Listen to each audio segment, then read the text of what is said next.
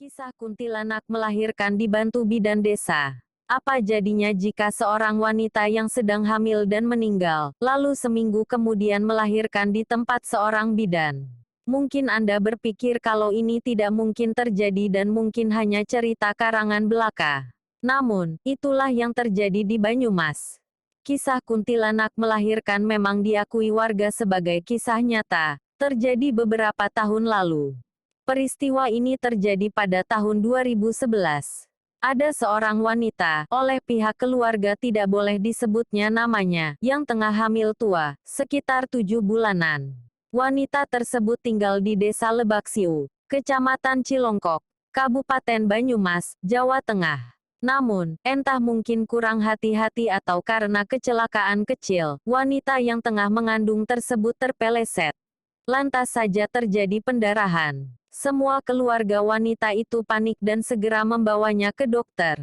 Namun, baik janinnya maupun wanita tersebut tidak dapat diselamatkan karena beberapa saat setelah dibawa ke rumah sakit wanita tersebut meninggal dunia. Setelah peristiwa meninggalnya wanita yang tengah hamil tua tadi, tidak ada kejadian aneh sampai beberapa hari. Hingga seminggu setelahnya ada seorang bidan yang menurut penuturannya mendapatkan pasien tengah malam. Bidan tersebut beralamat tidak jauh dari desa tempat tinggal wanita yang meninggal dalam keadaan hamil tua tadi, yaitu di Desa Karangtengah, Kecamatan Cilongkok, Kabupaten Banyumas, Jawa Tengah. Anehnya, selain datang tengah malam, pasien tersebut datang seorang diri, tanpa ditemani suami ataupun keluarga lainnya. Saat ditanya, katanya suaminya balik ke rumah lagi karena mengambil kain yang ketinggalan. Singkat cerita, sambil ngobrol-ngobrol tentang alamat dan lain sebagainya, pasien yang hamil tersebut melahirkan. Namun, suami dari wanita itu tak kunjung datang juga. Bidan tersebut bersiap mencuci alat-alat yang digunakan untuk persalinan tadi dan berpesan agar pasien tersebut istirahat dulu dan jangan banyak gerak. Saat sedang mencuci alat-alat bidan, tiba-tiba terdengar suara sesuatu jatuh.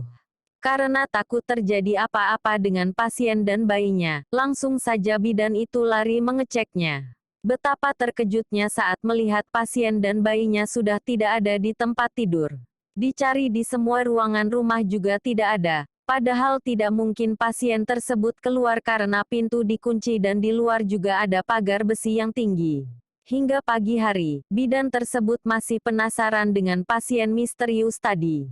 Tanpa pikir panjang, ia pun mencari alamat pasien tadi dan menanyakan ke warga dan akhirnya ketemu juga. Ia bertemu dengan ibu dari pasien tadi dan mengabarkan kalau anaknya tadi malam melahirkan tapi langsung pergi tanpa pamit. Dengan kaget dan menangis ibu tersebut berkata, "Maaf Bu Bidan, anak saya sudah meninggal."